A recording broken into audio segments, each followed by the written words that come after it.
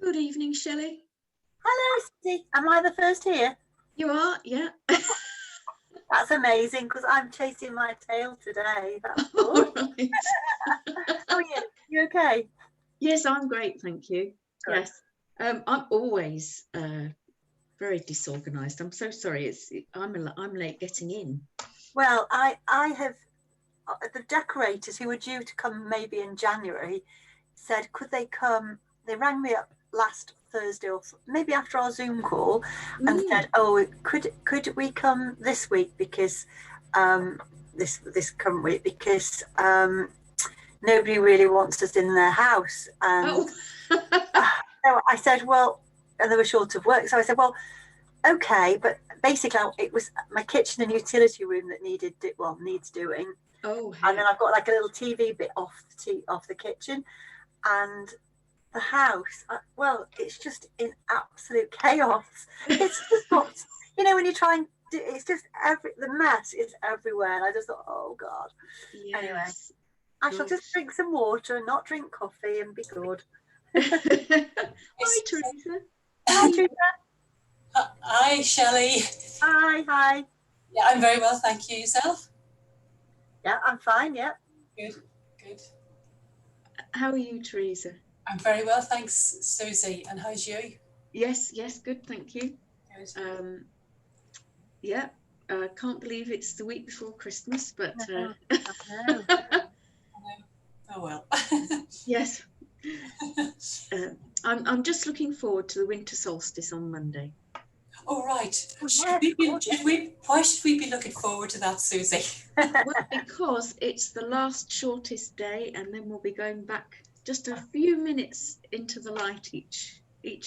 So it's not that it does. Look forward to that. All right. Yeah, it's not that it does something magical to us. Well, yes, we will have a look at that. It is the midpoint of the season. Oh, Jane nearly came in then she went out again. It's the midpoint of winter, and so for some reason, I don't know why, in the mainstream they often say that the beginning of spring is at the spring equinox, the beginning of summer is at the summer solstice. Well, actually, they usually say May the 1st, which is often about right, don't they? That is about right. Then because we call that midsummer, don't we?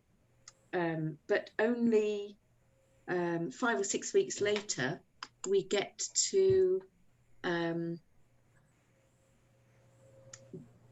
be at the beginning of autumn, because good evening, Jane. Hello. How are you? Jane. Hi, Jane. Hello, everybody. I'm fine, thank you. Good.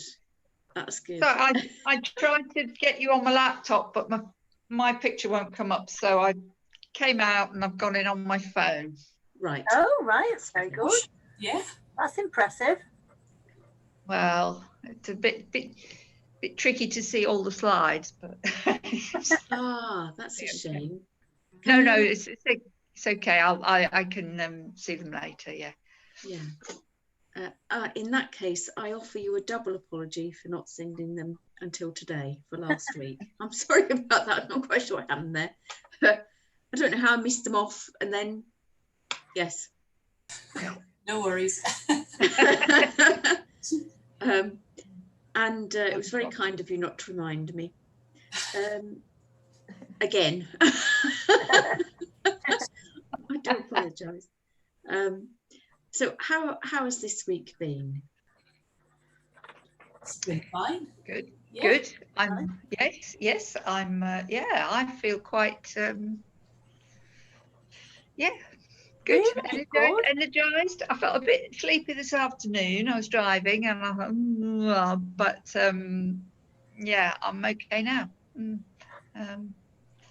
So I haven't been reaching only two targets out of 3, Susie. I can't get to bed that early. Oh, right. Well, you know what they say, 2 out of 3 ain't bad. Yeah. It's a song, isn't there? I'll keep trying. Keep Yeah. trying. Yeah. That's more of a lifestyle suggestion, and I wish Yeah. I could say that I'd cracked it as well, because I haven't. Yeah. Yeah. Well, I had this morning, my tumble dryer's been broken and it needed a new door catch, and I said to the guy, "Oh, could you come first thing Wednesday morning?" And he went, "Yeah, no problem. I'll be there at 7:15." So he was there at 7:15 this morning.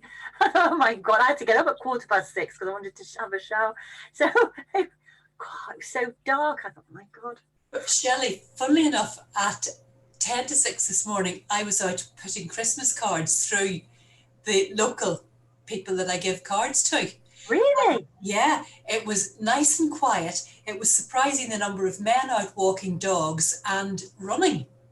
Really? Yes. Yeah. Yeah. You wouldn't catch me at that hour of the morning running. Or Well, anyway, I anytime. won't catch me running. usually, yeah.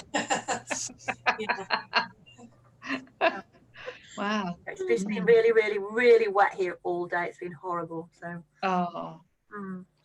Perhaps they saw a forecast and jumped out the door. yeah. before it started. Was it raining, Teresa, when you went out? Not this morning. No, it wasn't. It wasn't. And I thought, gosh, this is actually, it's quite nice to be up and out early when there's not too much, bustle going on, isn't it? So yeah, it's a nice time. Yeah. So I managed to hit my water intake, and it wasn't all that difficult after all. Great. And what else? Oh yes, and they didn't have carbs at lunch. Very good. How did that feel? Do you know, it wasn't difficult to do, actually, and because I was then having, doing something good, like sitting down with a plate of salad and, well, protein and vegetables or whatever in front of me, you do feel so much better for eating like that in the middle of the day, rather than the way I often did, snacking. Yeah. So yeah, it's good. Yeah, feel. I found I've done both. I've snacked and I've been I've been good or I've been bad, but I'm sort of, I know I'm doing it.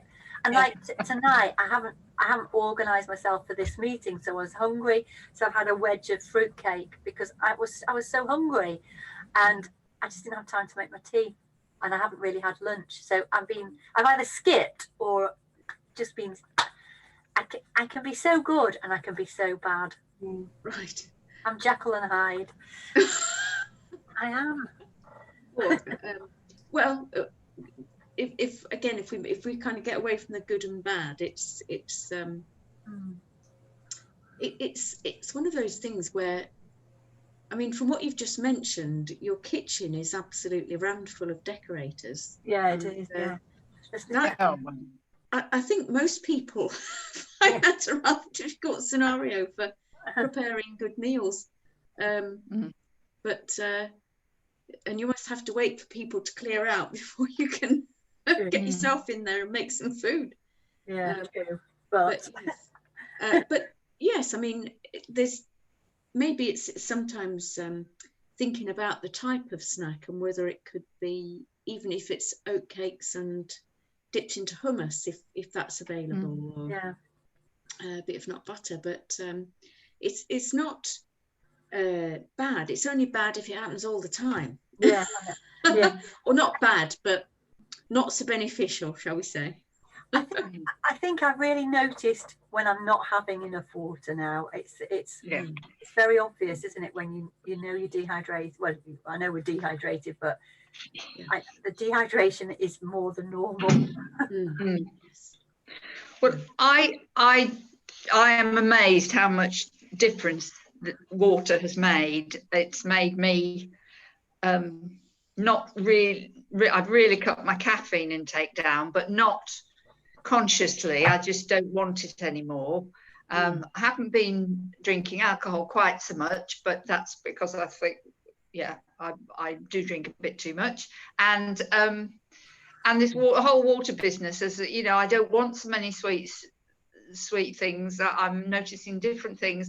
And for me, I know it's about the energy that we're supposed to, but for me, it's a really good feeling when I got on the scales this morning. And since we began, I've lost half a stone. Whoa. Wow. Wow. You know what, Jane? I don't feel I mean, I've got it to lose, I know, but I don't feel I've deprived myself of things. I haven't thought, oh, I really want that, but I haven't, you know. And if I've wanted something, I've had it because I'm thinking, well, yeah. So I think you can see you've lost weight in your face. I do too, Shelley. Yeah. But as soon as Jane walked into the room, that's what I thought. I did too. Yeah. You look pretty well. Yeah. So we shall keep going and see. Well, that's fantastic, Jane. That's a sensible way. You know, that's a really good average, isn't it? Is it 4 weeks we've been doing this? Is it 5? Yes, it's 4 weeks. Yeah. I think that's great. That's £2 a week. That's brilliant. That's about what it should be. Yeah, but yes, that's right. A healthy weight loss is £1 to £2 a week on average, and sometimes you'll find that there's a jump, and sometimes you'll find there's nothing, and often people can feel a bit stalemated by that, and then suddenly it'll move off again. But the average is about 1 to 2 a week. And if you think about that, if you think about a pound of butter and how much that is, it's a lot, isn't it? You should think of a pound of sausages. A pound of sausages. You know what? I've lost 7 of those. However you want to picture it, it's a lot. and sometimes we can be quite, what's the word? You know, sort of belittling about it, but it's a lot. Well done. Have you lost anything, Teresa? Yeah, I have. I had 2 sets of scales, a nice set and a nasty set. All right. The nice get rid of the nasty set.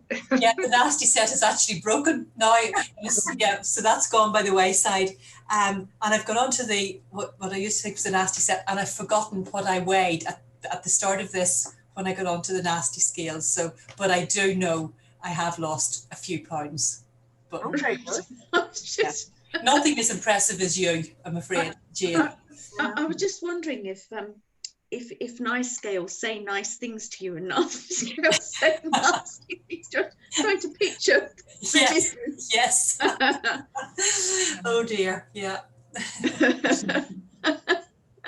Sounds like something out of Disney, you know, after that film with all the talking crockery. Oh dear. That's brilliant. Right, shall I grab this week's presentation? How we go on. So going to have a look at food in a bit more detail, and in looking at what we've talked about already is the fact that the blood, the tissues and the cells prefer to be alkaline, and so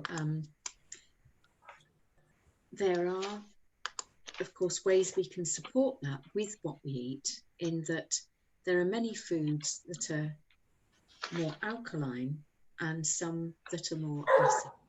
And we can't avoid eating some acid foods because they tend to be higher in protein, and we do need good levels of protein.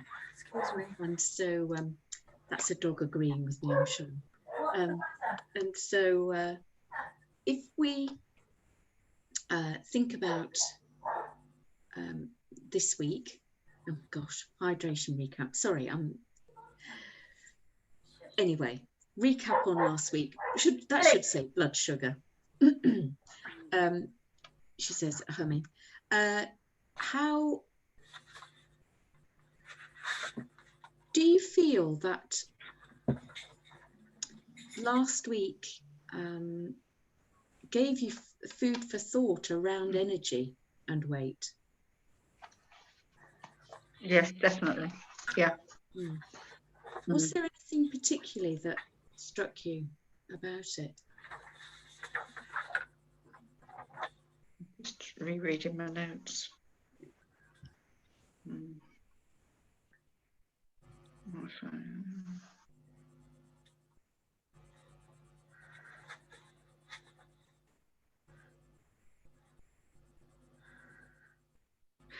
I've got a note here, Susie, that says 1 teaspoon per 8 pints, and I can't remember what that meant. There should be about a teaspoon of sugar equivalent, glucose, glycogen, in your bloodstream at any one point in time. That is enough to keep you running along energy-wise.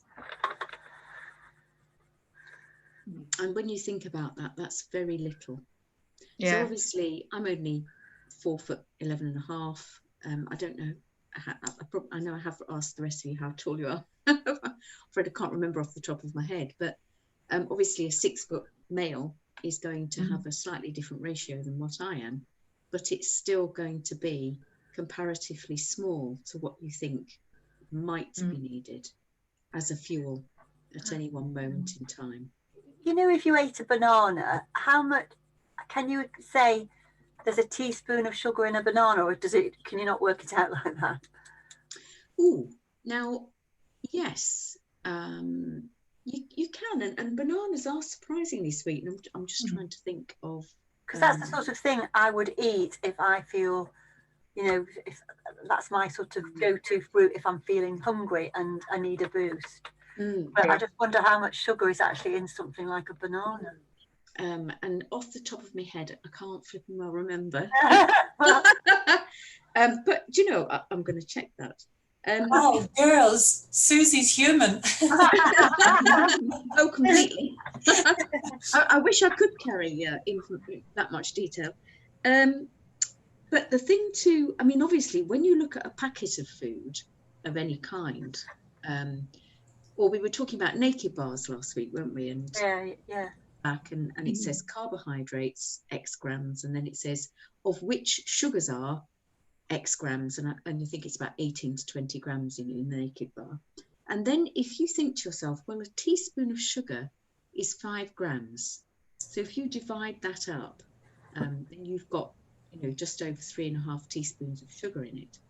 And so it's thinking about in a banana, what you'll have are fruit sugars, and fruit sugars do break down into a fairly accessible sugar fairly quickly. So what I would suggest to you, though, is that because you've got all the fibre of the banana at the same time as the sweetness of the banana, that is going to create less of a blood sugar rise than, say, obviously a chocolate bar or something similar. So it's a much better option. What I would probably say is, though, that, you know, mostly we could manage on half a banana at a time. And something like a citrus fruit will have a lower glycemic level. Apples can be fairly low. Pears, if they're crisp, can be fairly low. And it's good to combine them. Let's say if you had half a banana and half a dozen nuts, a little bit of protein to help slow down the rate at which the sugar comes into the bloodstream.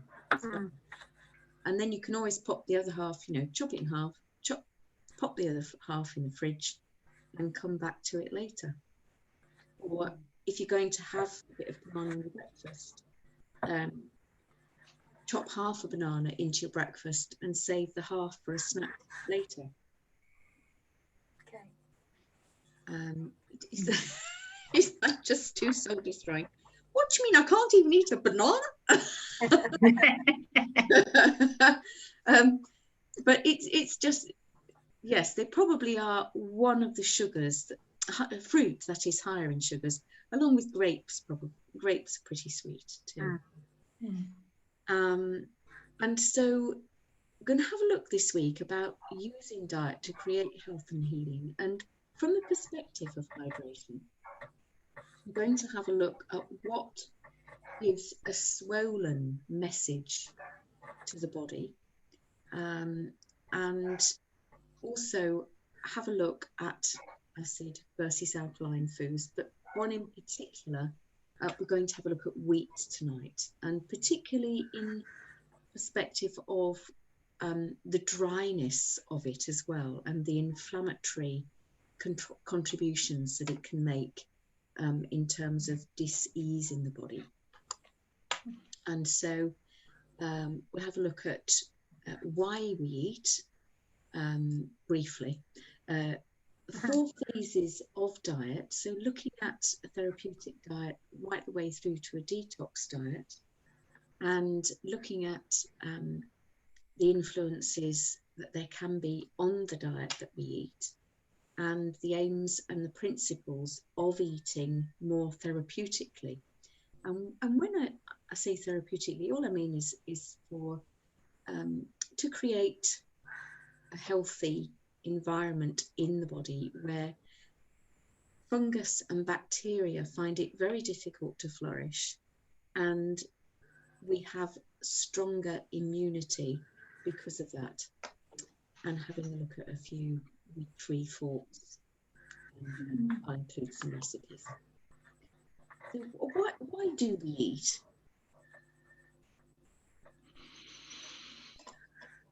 Is that a question to us? Oh yeah. Yeah. This is my husband and grandchildren, by the way. Oh, Oh, how lovely. They're diced. Hey, I'm sorry. Crab out. They're sorting out a crab. They were quite fascinated. Lovely. Well, a lot of the time I eat out of boredom. Right. Because I'm not, yeah.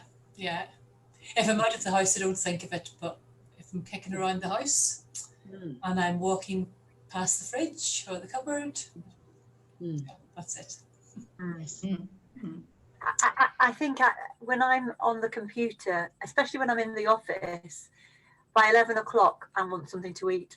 I wouldn't necessarily want it. So it's just a habit, I think, as well, of certain times. I think, oh, I'll have a drink and I'll have something to eat, which is usually bad stuff to eat. But anyway, so yes, there's a habit in there as well. That, It's a habit, yeah.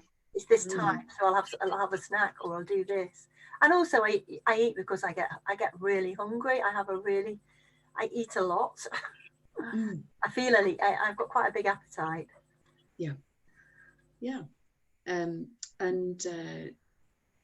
they're lovely reasons. Thank you. But primarily, I mean, we couldn't survive if we didn't eat, could we? We could survive without eating as long as we had water for a time, but you have to eat to give us energy, to keep our bodies healthy and to keep us going. But it's now developed much more. When I say developed, I mean over the centuries. It's a social thing now, and it's an enjoyable thing. I mean, centuries ago, certainly for the peasants of the world, eating must have been not pleasant at all, because what they had to eat wasn't, to our tastes, nice. But because it is nice, then that's when we overindulge, isn't it? Well, we are very fortunate in the West in that food is easy to access. Yeah, absolutely, yeah. And it certainly is a very pleasurable activity and a lovely social activity with family and friends. So I've just got a wee list from Tony Robbins. I don't know if anybody's come across him. And that's his suggestions. And obviously all the time we need to keep nourishing all those little cells and keep them nurtured. But if we want our food to do all of those things, the top 5 certainly, then it needs to be as good as we can make it. There's a lovely quote from a gastronome, a Frenchman, and he says, "Tell me what you eat and I'll tell you who you are." and I think it's true, the destiny of nations does depend on how they're able to nourish themselves. So a poorly nourished population is not going to be able to think clearly or act rationally. And it's one of those things where I don't know if, I mean, perhaps Shelley, I know Shelley's heard of Barbara Wren, who started the Natural Nutrition College that I trained with.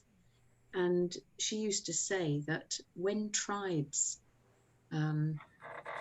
fed their leaders, they always gave them the eyes and testicles of the sheep, because they were the richest in zinc, and it's zinc that's needed for a good leader, because it feeds the right parts of the brain that help someone avoid codependence and be able to think independently outside the box. Gosh, Interesting. So a lovely reason to eat pumpkin seeds, even. Perhaps rather than sheep's eyeballs and testicles. But... I mean, Teresa, you remember this. When we used to go to Hong Kong in the 80s and 90s, you'd go for these Chinese banquets and they would honour you with the blooming head of the fish, wouldn't they? That with the eye of the fish. Oh, and if you got that, you also had to have the tail. And they believed that the cheek and the eye were the you know, the prized possession of the fish. Oh, I used to dread it. Sometimes you get a chicken, you know, the chicken, oh, it's horrible. But this is, I know it's different because it wasn't zinc, I don't think, but it was, the eye was important that you were seen to eat it. Well, wherever you find a rich source of essential fats, you usually find a rich source of zinc as well. And the eyes do need the zinc for their own integrity as well, and a good source of essential fats for vision. So no, that's really interesting. I didn't know that. Lovely. staring up at you from the plate. Yeah. Awful.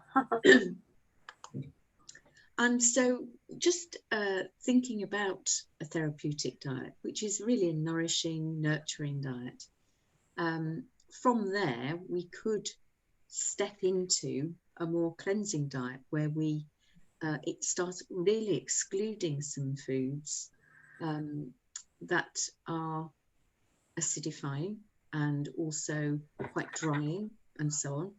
And then you could take that a stage further, having had a spell with a cleansing diet, and move into a detoxing diet. And this is really only appropriate from around end of March to mid-September, because that's when we have the most light available and the most warmth available for the body to be able to carry out a cleanse if a detoxing diet is used, and supported with some naturopathy as well. And so a detoxing diet could be something like a juice fast, a water fast, a fruit fast, a rice fast even, you know, very, very gentle and very mono diet focused usually.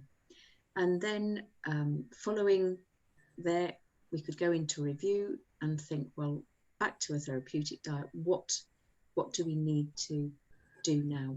How do we feel? And so on. So that's just a possibility. But with a therapeutic diet, the thought to think is everything really that we put in our body is a challenge, because we've got to do something with it. We've got to break it down and digest it and get the waste from it out of the body.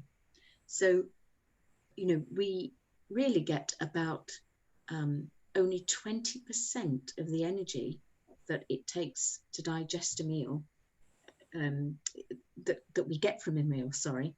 It takes about 80% of the energy that we get from that meal to actually digest it and use it. And so if we can make that that the foods that we're eating as easy to digest as possible, then we will create the most enormous benefit to our digestive system and our energy, because our body won't have to give so much energy to breaking it down. And one of the ways to do that is to give the body a really swollen message, because that way it has to pour, for example, less water onto your food if your food is well hydrated. And just recapping on a dehydrated message, let's say a couple of slices of Allinson's toast versus a small bowl of rice with a veggie fish curry on top of it. There's, you know, a lot of dryness coming in with the first message, because wheat, when it's processed and ground, is so drying. Whereas if we've cooked, you know, soaked an ounce of rice overnight, cooked it the next day till it's nice and soft, and then popped, you know, a veg fish sauce on top of that, there's going to be a water message that's coming back into the body. And so we'll be in growth and repair mode rather than defense mode. The body will be less stressed. And one of the difficulties with the Western diet is that it does create a desert-like, drought-like, dehydrated picture in the body. And then we become the camel, as we said. We start to store water. We can hold up to 2 stones in excess. We start to increase blood clotting. We start to get cholesterol coating the cell membrane. We're holding water back as waste passes through the bowels, which can lead first to constipation, then to inflammation, then diarrhea. And our histamine production increases, which increases inflammatory responses in the body. So Susie, just you're saying we can store up to 2 stones of water in our bodies. So is that just where if essentially do we store it as excess weight so it's like in the body fluid around your belly, or around your belly, really all of your cells, particularly where there is salt involved in the diet as well, and that's processed salt rather than you know, something like sea salt or rock salt. Your body can gently start to swell anyway, and so, you know, any of your tissues, your cells, your lymphatic fluid, the cells, you know, the watery fluid that bathes your cells, your extracellular fluid, can start to hold more water. And it's the difference between one of the things we're going to look at is how potassium, which you find in your vegetables, holds water in a structured way in the cells, where sodium makes them swell. And so, you know, some of that weight can be inside the cells, but it's held in the wrong way. The water is not held in a helpful way when we're swelling like that, because we become like, you know, a bit like Mr. Blobby. We've got I can't I'm just trying to think of a so most people in the UK are probably holding water, aren't they? Because we don't drink as a nation, we don't drink enough water. No, that's very true. And even with all the messages about water, I mean, it's really funny because I can remember a few years ago, I went to visit someone in hospital, and they had everywhere posters up saying, "This is hydration week." And so they had somebody, you know, with glasses of water lined up beside them. and this is hydration week. And I thought, well, that's really odd, because it should be every week is hydration week. And, you know, rather than having a campaign 1 week a year, there should, because it disappeared, you know, the following week, there should be, that should be there all the time, that encouragement. But yes, it's a difficult one, because I'm just trying to think of the best way to picture it, because when a cell becomes sodium high and it's holding water as a swelling, that sodium can start to leach out and contribute to the swelling that can occur in the lymph. And that's when you see things like people experiencing that feeling at the end of the day of almost, well, the tummy being so big that it's almost like they've got what people call a food baby. And you know, things like breast swelling at a time of period, which can be very tender. The thighs can be quite bulky, the ankles, the wrists, the fingers swell overnight.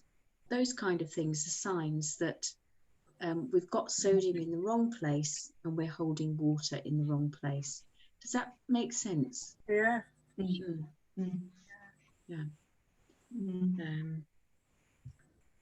So swollen message in our food, like we were saying, it's slow water. It's there for our body to gently and slowly take up water, much more slowly than it can when we just drink water. So, right, looking at some swollen messages.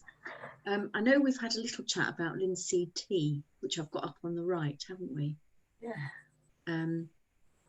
And once you get onto 4 pints of water, I certainly wouldn't recommend it, because I'm going to talk about why that is. Because there's all sorts of swollen messages that we can use therapeutically, and linseed tea is one of them. And certainly it's lovely where there is constipation present, where there is heartburn present, because it really helps to encourage bile flow, which helps both heartburn and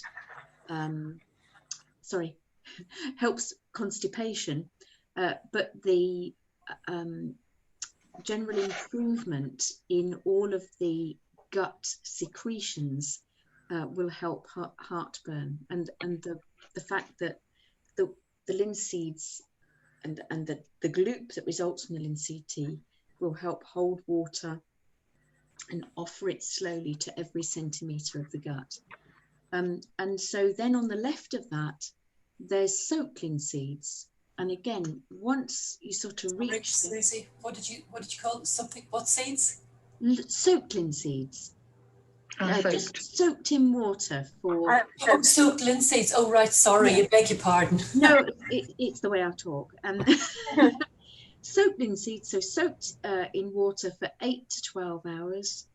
And then you can start by putting maybe a dessert spoon in your morning water. And the lovely thing about these is that they help improve transit time in the gut and lessen it by acting as a little water holding sponge that offers water to the gut right the way through. And again, they are a nice one for reducing a constipated picture. Then you've got things like psyllium, which can be used soaked, and you've probably heard of psyllium, can be used to switch off things like diarrhea if that's become a problem, because they offers such a swollen fibrous message that is very hydrated. to the gut. So it just slows everything down very gently and supports the gut by offering water. But then also just thinking about food. So they're very much a therapeutic tool. And there is another one which I'll mention, which is lovely, which is linseed milk. And this is the great thing about linseeds. They are the most amazing natural tool for using to support gut. And linseed milk is ground linseed. So you would put a tablespoon of linseeds in preferably golden again, in a grinder and grind them up into a powder, pop them in a mug and just pour, a half pint of water into the mug. And so boiling water, and for a moment, the linseed powder will really swell up. Give it a good stir and then pour half of it into another mug. And then you pour on boiling water into the first mug again, leave the other one to one side to use later, because the linseed milk is fabulous if you ever have colic pain. And the reason is that, again, golden linseeds are very high in zinc, and the zinc is naturally anti-inflammatory. So what I would like to suggest is there is a little toolkit there for the future, should you ever, come across any of those circumstances. How do you grind your linseeds then? Just in a coffee grinder that's only used for seeds and nuts. My husband has a coffee grinder of his own. He only has one coffee a day, but it is a filter coffee. So I bought some milled linseeds the other day.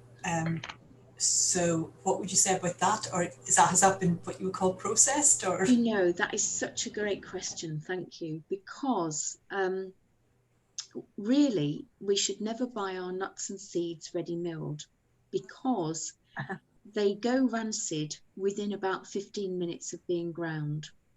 really? Yes, once they're exposed to oxygen. And so the important thing to do really is grind them fresh. Right. That's why it's lovely to have a grinder. I mean, there is also a grinder we have on the bottom of a Bamix hand blender tool. Oh yeah. And it just has the grinder separate in that, and we use that a lot as well for seeds. We need to get a coffee grinder then. Yes, I mean, a good coffee grinder you can get usually for about £25. Okay. And they last for years if you don't drop them on the floor. Oh, Shelley, that's you out then. That's me out as well. But yes, they do last a long time. And are you supposed to keep your linseeds in the fridge? Yes, your soaked linseeds, your linseed tea will keep for a good 4 to 5 days in the fridge. But what about once you've opened the packet of linseeds? Aren't they supposed to be kept in the fridge, or doesn't it matter? Now, if you have room, then it's always lovely to keep seeds and nuts in the fridge if you can, probably in the salad drawer. But if you don't have room, if you can keep them in the coolest, darkest place that you can find in your kitchen or in your house, preferably that is not accessible to mice and so on, because they'll thank you from no end. Yeah. Then I've got some other soaked things here. So in the corner there, I've got some brown rice soaking. And again, the fibre in brown rice is absolutely fantastic at soaking up water and holding that water message. It's very mucilaginous, very soothing for the gut. In fact, the Chinese call it the food of the colon. Equally, you could soak millet. We've already talked about soaking oats. You can soak quinoa. The thing about doing that is that you soak and swell the fibre, which again helps it offer you water back. You help to break down phytates in the grain. All of them have phytates in, and the phytates are anti-absorptive, so they or anti-nutrient absorptive, so they can cut down your absorption of some nutrients. And so, you know, the longer that you soak, even 20 minutes to an hour will break down some of them very nicely. But if you can soak it overnight, fantastic, or soak it during the day if you're going to cook it for your evening meal. And so ideally, again, same thing with nuts and seeds. Much better if we soak them before using them. For example, the almonds there, I was soaking for a nut roast recipe. The cashews I was soaking for a pesto recipe. The sunflower seeds I was soaking for a sunflower seed pate, which is rather lovely. It's got basil and sun-dried tomatoes in it. So they can be nice things to have with salads, seed and nut pates. Then just thinking about alkalinity versus acidity. So all of our vegetables, as we said, really, rather than cooked tomatoes and cooked rhubarb, are alkaline forming in the body. And then you've got millet and quinoa, which are fairly neutral grains. The others are a little bit acidic. You've got your grains. So wheat is the most acid forming. And I will send you a table for all this. Although I must admit, I don't necessarily analyse the most acidic through to the least acidic, but they are on your chart. Wheat is the most acid forming, then rye, then oats, then barley, and then you've got rice, preferably brown rice. And your most acid forming meat is pork. And then next you've got beef, and then lamb, of course, because it's the youngest meat that we eat. Hoggets, obviously, the slightly older lambs will be slightly more acidic. We've also got then our game and poultry. So that is the most next acidic or acid forming meats and proteins. Then we've got our fish. And then you've got nuts and seeds, which are slightly acid to neutral. And obviously, the more that we soak them, all of these things, the more we create an environment in them where they start to remember that they are becoming a vegetable. So they start to produce enzymes that will help us digest them, such as our grains, nuts and seeds. And they are becoming, you know, back to the sprout that will be more alkaline to be eaten. Anything you'd like to ask me about that? Sorry, what was the thing after barley? Wheat, rye, oats, barley. And then brown rice. Oh, brown rice. Right. Yeah. Is that pH 7 then, brown rice? No, well, no, it'll be a little bit into acidic. Okay. So under 7. Millet and quinoa are at 7 though.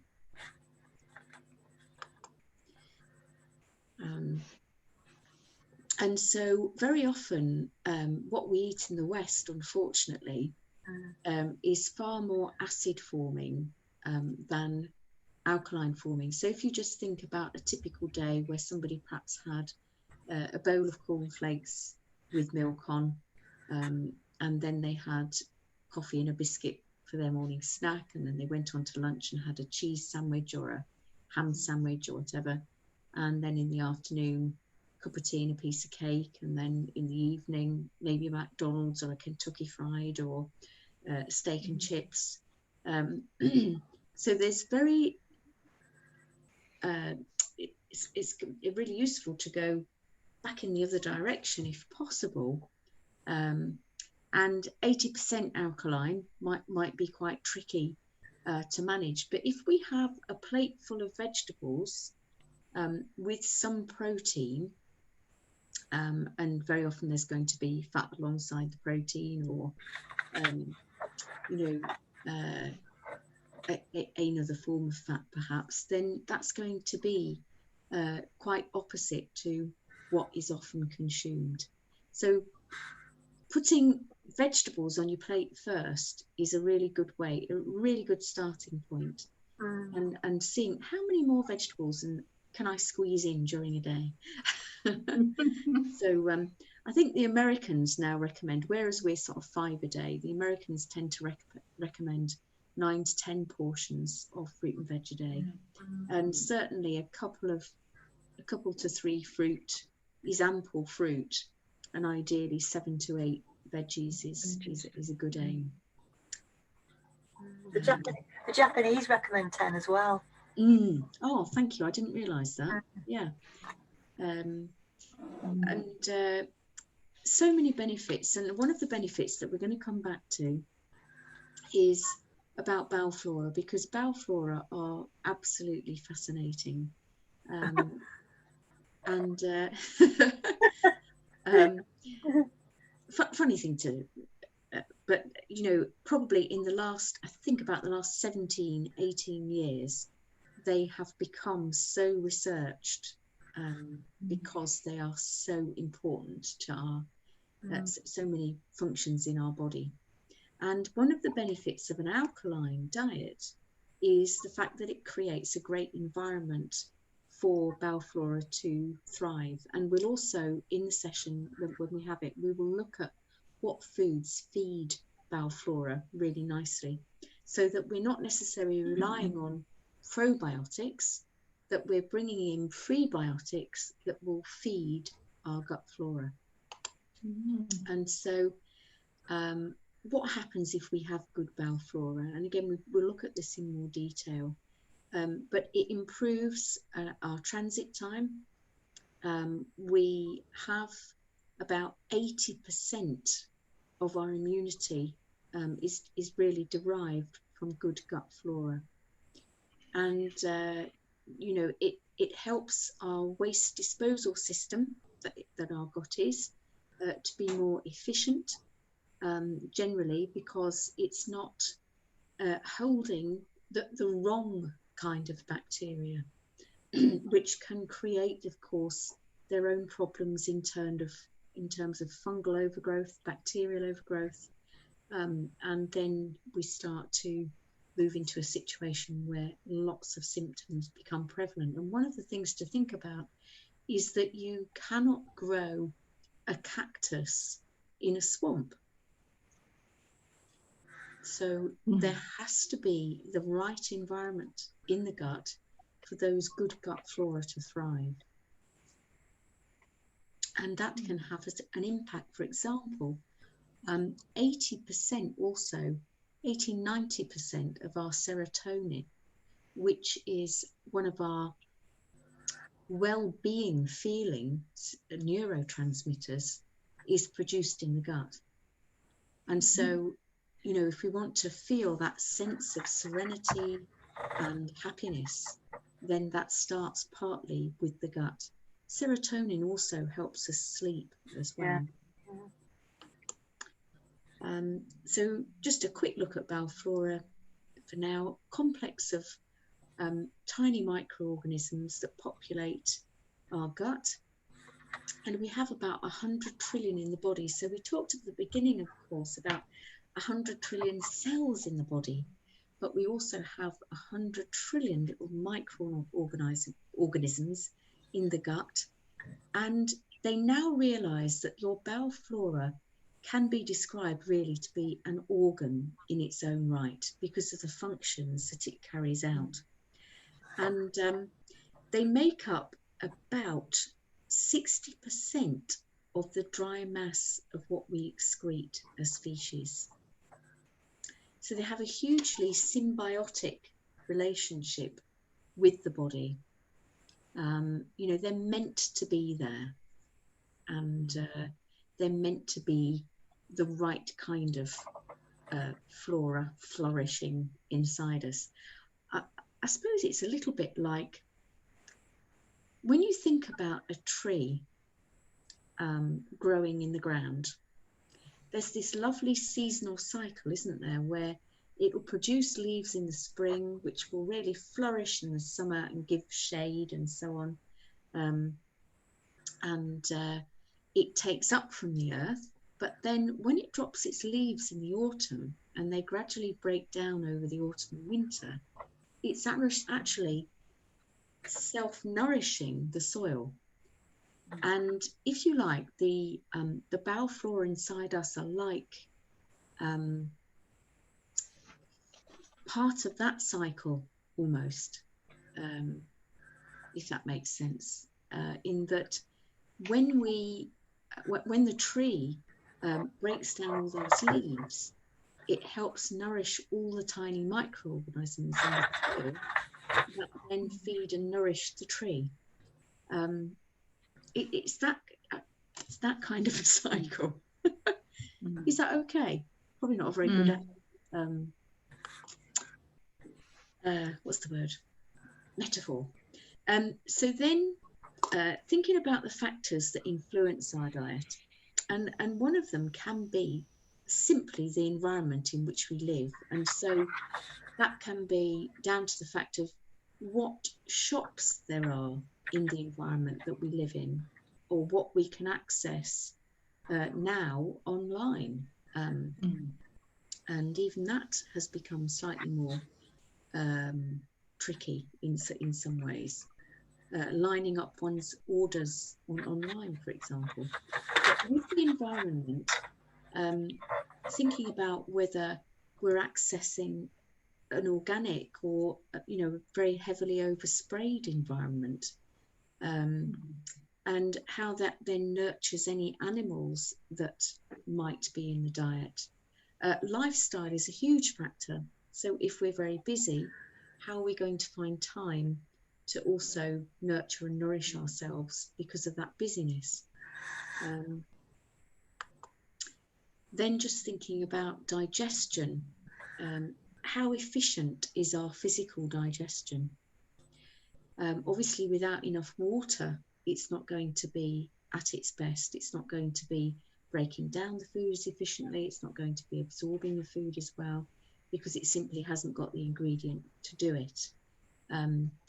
It is thinking about physically our gut flora environment that is created there.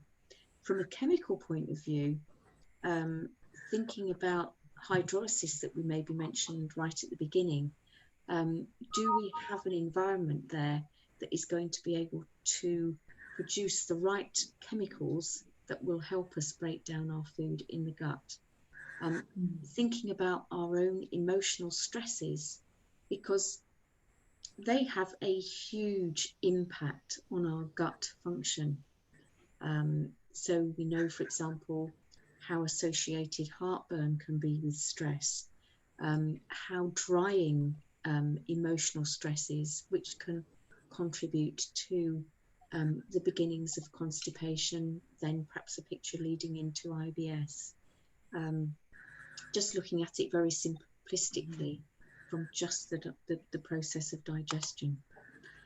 And so the aims of eating more therapeutically, more and nourishing the body, can we reduce and remove some of the acidic foods, inflammatory foods, toxins, addictive substances maybe, that we've perhaps already mentioned, and move back to health gains and maintenance. Ideally, make it fun if possible and sustainable, and knowing that there are more choices out there that we can try, and try by experimentation. And somebody sent me a picture of their porridge recently, and said, "What do you think of my porridge?" And so I said, "Oh, well, it looks very hydrated." I said, "What did you think of it?" It tasted horrible.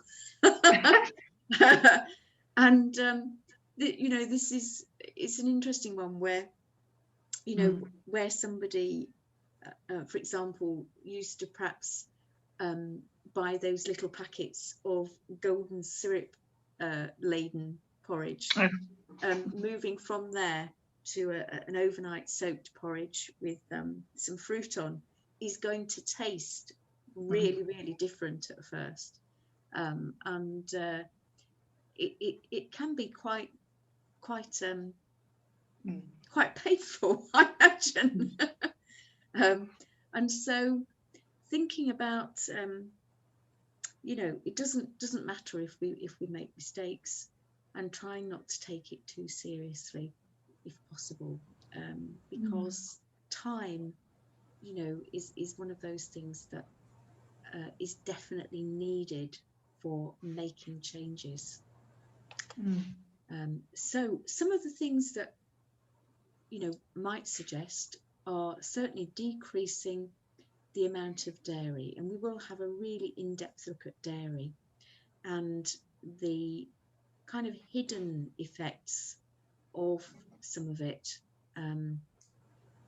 that the dairy, the milk marketing board certainly wouldn't wish us to go on about. We're going to have a look at wheat this evening. We're going to have a look at meat, lessening meat perhaps if possible, but certainly thinking about, if we get organic meat, if we get the best quality meat we can afford, we mightn't need to have quite such big portions as we might have thought. 4 ounces is often enough of most meat to give anybody the amount of protein that they need. And the thing about it being, if it's an organic grass-fed animal, then the amount of the fat ratios in it are going to be completely different. So an organic grass-fed animal will have a much higher ratio of omega-3 fats in its meat tissue than an animal that's been fed with processed food. Salt, we're going to have a look at more detail in salt. Have a look at fats, probably the week after next. We've had a look at sugar and diuretics and stimulants, and obviously if we can cut down processed and microwave foods. The thing I can tell you about microwaves are that in the 1990s there was a study done in Switzerland by a gentleman who discovered that when we microwave food and then eat it, the blood tests that are taken after show an increase in cancer markers in human blood. And this research was very, very thoroughly suppressed by the microwave companies. But it did get into what the doctors don't tell you. And when I received that particular issue, my husband came home and the microwave was by the front door. And he said, "What's the microwave doing by the front door?" And I said, "It's going to the charity shop. I'm going to lift it into the car tomorrow." And he said, "Why?" So I just passed him the article, and he accepted it. So the processed foods obviously are usually very, very salted, very concentrated in preservatives usually, and not so great. So an overview of wheat, and what we don't realise as a population is that wheat was actually modified, genetically modified, back in the 1960s to 70s. It's not at all like it was when our grandmas were young, because what they did was they spliced in an extra protein called gliadin, and gliadin is called a type of, it's known as a prolamin because it's a substance that in the body will break down into an opiate-like molecule that triggers the opiate receptors, such as sugar does. And what that can do is stimulate the appetite to crave an extra 400 calories daily. Now, if you can imagine, if you've got that level of stimulation coming in every day, that can make, to the appetite, that can make an enormous difference to what you want to eat each day. And week in, week out, that can make an enormous difference to collectively over the year our weight. Did they have to declare the fact that they've done this? Like, was it in the packaging, this gliadin, that protein? Do they? Is it? No. It's never anywhere. You don't know it's in the wheat. You don't know it's there. It'll be in all of the hard durum wheats that they now use in products like breads, cakes, biscuits. Right. Because the original wheat was spelt. Yeah. And spelt is about 60% lower in gluten and contains no gliadin. So that's the original wheat grain. And it's hard to get proper spelt bread, isn't it? Because they always mix it with wheat, all right. They don't tend to do just 100% spelt. That's right. It tends to be that you need to find an artisan baker. I think Dove's Farm do one. Yeah. You can access their stuff. Yeah. Yeah. It is a lot more difficult. One of the other things about gliadin is that it triggers zonulin production in the gut. And zonulin, as it says at the bottom, is a protein that you make in the gut wall to modulate gut wall permeability. And so if you can imagine, your little gut cells are quite tightly structured together. And what zonulin does is it makes them open up. And just as a mention, one of the reasons why babies should not be given things like wheat early on is, things like rusks that babies of 3 months and so on are given, is that from 0 to 6 months at least, they have a very open gut, as it's known. So all of their gut cells have very large gaps between them because they are taking up immune system molecules from the mother in her milk, ideally, and developing their immune systems from the immune system antibodies given to them in mum's milk. And so gradually, as they get older, the gut will start to close up once they've had a good dose from mum of these antibodies, and become more tight-knit.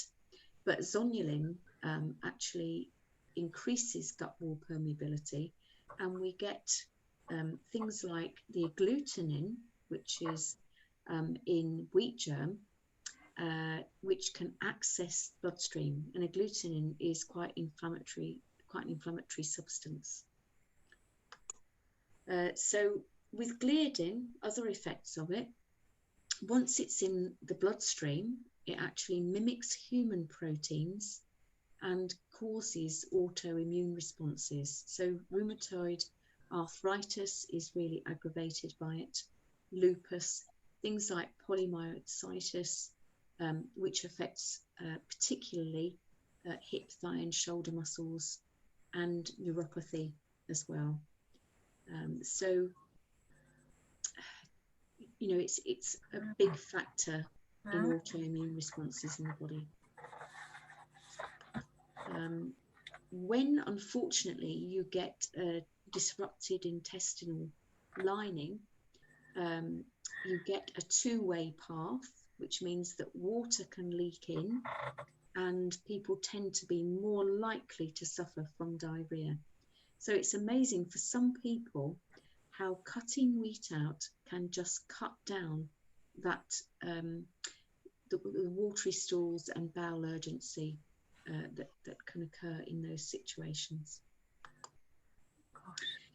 And so just a quick look at agglutinin, because really it's quite indigestible to humans. They know from working with lab animals that it can cause great damage to the gut, and particularly inflammation that's found in knees, hips, skin, eyes, thyroid, your respiratory system, and your sinus, including your sinuses. And so with that aggravation, again, we said rheumatoid arthritis. Arthritis is aggravated. Skin rashes are very common. With thyroid, the autoimmune disorder of Hashimoto's, uveitis with the eyes, very uncomfortable, and asthma with the airways. So when I persuaded both my daughters to give up wheat, it's certainly been one of the things that has contributed to helping reduce any asthma symptoms that they get at all. And then sinus issues as well. So thinking about lectins, they're found in both plant and animal foods. But again, some of them are more indigestible than others. And so I'd also like to mention at this stage that, you know, there's a big difference. If you think about wheat grain, if we grind it down into a powder, we've got a dry product that when we make bread, we add water to, and yeast and so on and so forth, in order to make bread. And if you think about sprouted wheat breads, and I don't know if you've seen those, that are from, they're called the Essene breads because they were made a couple of centuries ago, where they would soak the wheat grain, they would sprout it for a couple of days. And years ago, before I cut wheat out entirely because I realised I had to do that, I had to go at making my own Essene bread. So I sprouted the wheat grain, sprout it for a couple of days, and then you refrigerate it, and then you grind it up in a grinder, and it makes an amazing doughy mass, which you can then break as a small loaf. And they really are delicious. They are so moist, our sprouted wheat breads, because they are very water rich, very enzyme rich, much easier to digest than a loaf made with wheat flour. And obviously you can use the spelt grain for that too. And what's the other thing I was going to say? I suppose from a texture point of view, they're a little bit more like a malt loaf. Has anybody ever had one? No. I had a malt loaf, but not. Yeah. Yeah. Yes, no. They're absolutely lovely toasted, really nice. You know, if you know that you're able to tolerate wheat, then that they are another way of. Well, what are they called, Susie? Sprouted what are they called? bread. Sorry? Sprouted wheat bread. Sprouted wheat bread. And again, that's something that, you know, sometimes, well, certainly I think Dove's Farm are the main makers of those. Do you have a recipe for it? I will try and find one. I think I wouldn't say I'm really sensitive to wheat, but when I look at this, there's so many things I think I've got that are obviously not helped by eating wheat. I can tick a lot of this off as being normal. Well, one of the easy ways to sort of test out is to take it out for 4 days and then put it back in and see what you notice.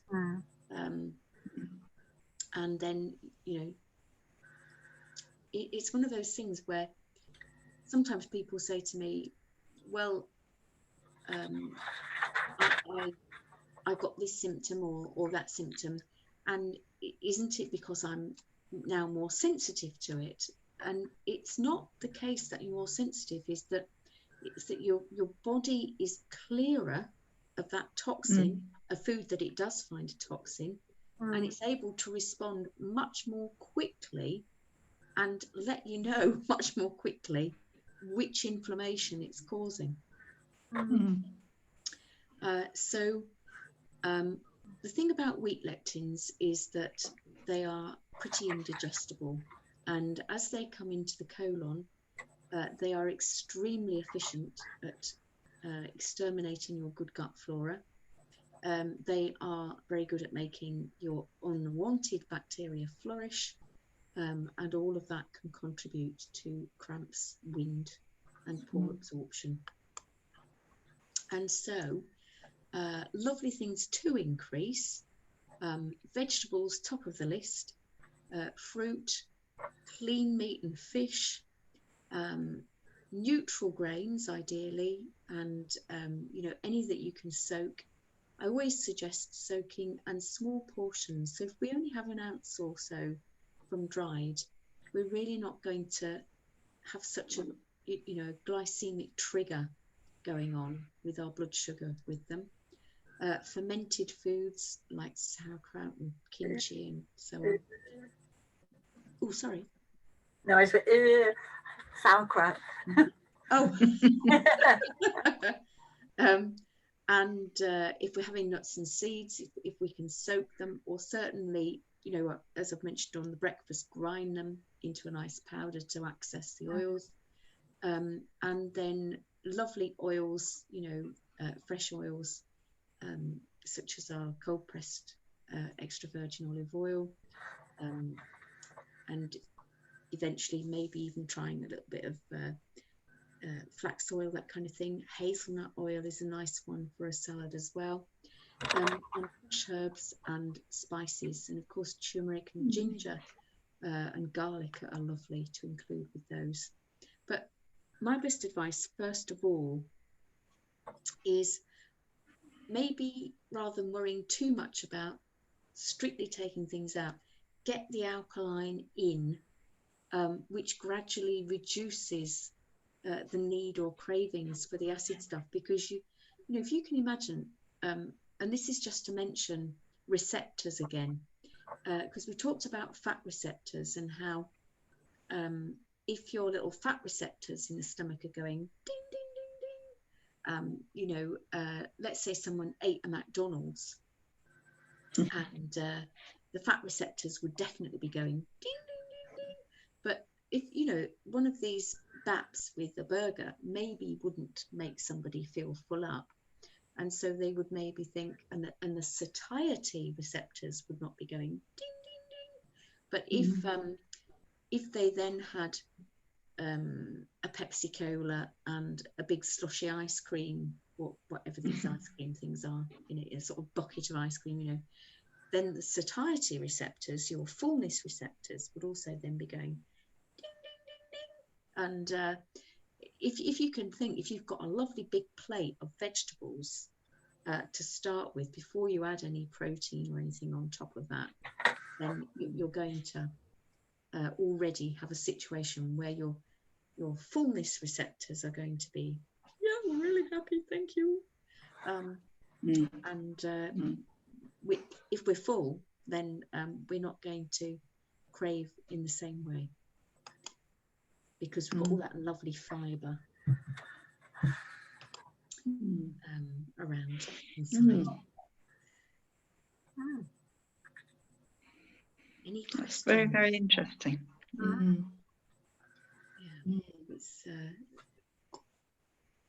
Is it too overwhelming, all that information?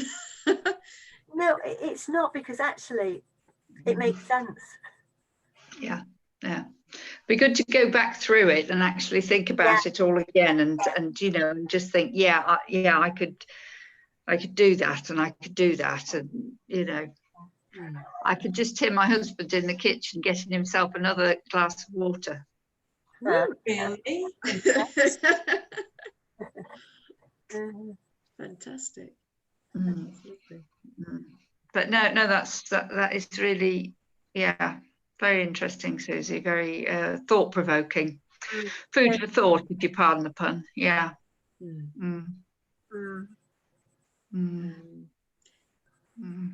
No questions at all?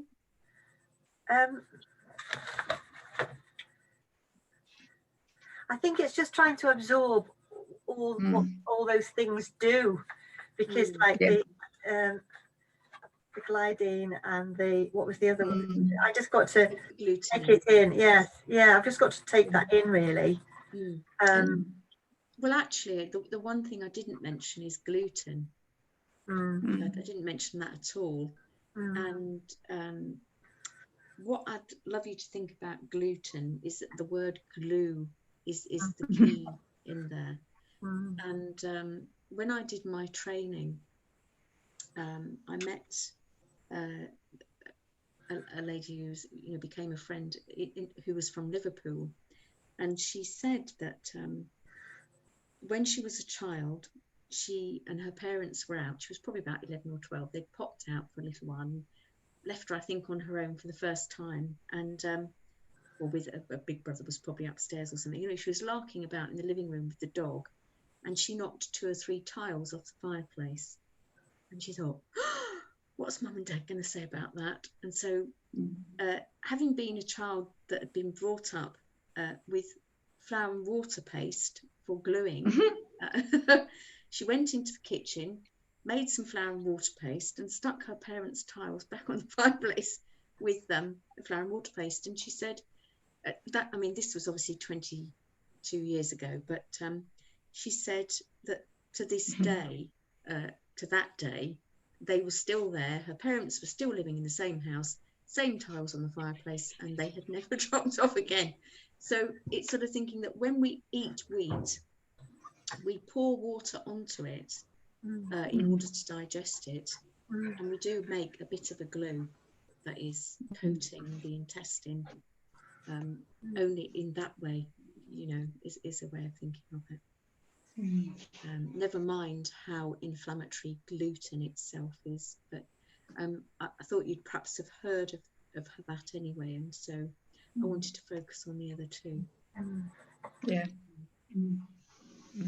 the extremes of like bowel movements, I can just suddenly have a really desperate urge to go to the loo, and it can be really loose and horrible. And then and a lot of what I eat is alkaline anyway, but it must be the dehydration situation, I think. Yes, it's rushing through. Yeah. But that the thing you discussed about the gut and how it's the two-way thing, the intestine. That's really interesting. It's thinking about how can I get my little gaps to close back up again. And without that inflammatory response, there's a lot more opportunity. Sorry, we're not going to meet now for quite a while. Do you think we could have a recap before we go any further when we start again? Just have of course. I think that would be just really interesting to just see how we've got on without having had a Zoom for 2 weeks, 3 weeks. Yes, 3 weeks, 2 weeks. Yeah, that's really good. That's a lovely idea. Yeah. So because we're on the 6th, aren't we? Yeah. 6th. Yes. Yeah. 3 weeks, isn't it? It is 3 weeks. Yeah.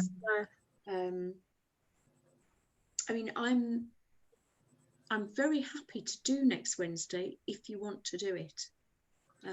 But if you, I just think I will be just. Yeah. I want to really be able to sit here and take it in. Yes. That's great. I think next Wednesday. No. Just a bit too much, really.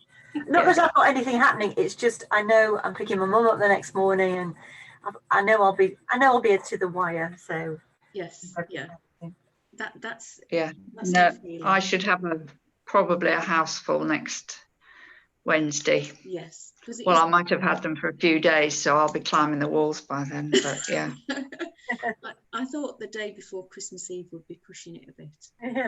yeah. I will be thinking. No, when we can look forward to the 6th. And are we doing our one-to-ones this week though, Susie? Yeah. Oh yes, most definitely. Yeah. Yes. Good. Yes. Yeah.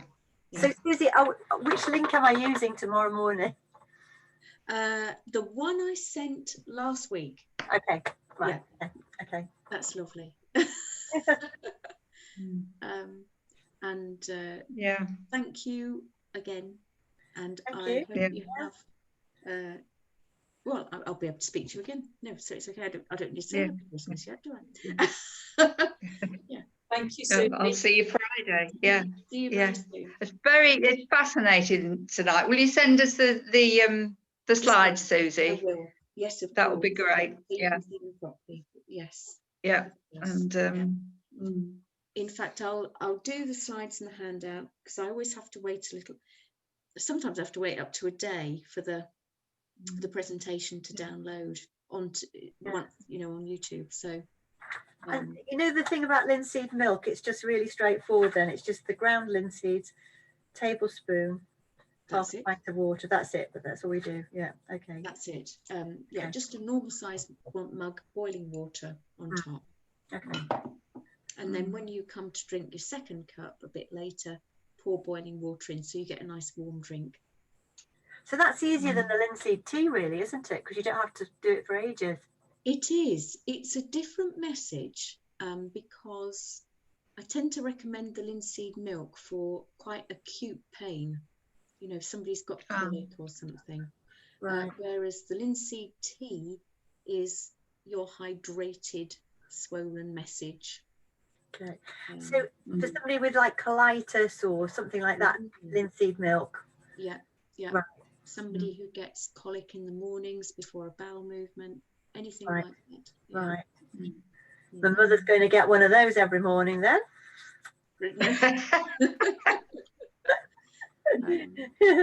Gee, Mother, no, linseed milk. Happy Christmas.